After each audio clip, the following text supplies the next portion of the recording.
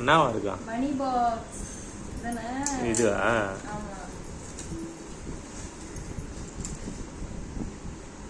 அது பிரிக்க வேண்டியதானே, அதான் சர்ப்ரைஸ்.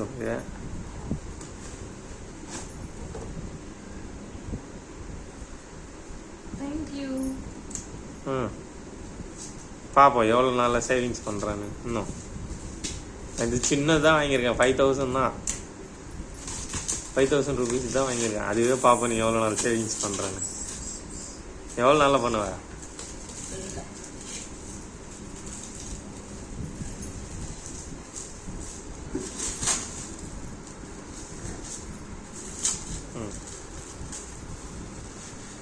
இது என்னது? காட்டு, நல்லா இருக்கா? காட்டு திரும்ப ஃபேஸ் காட்டு.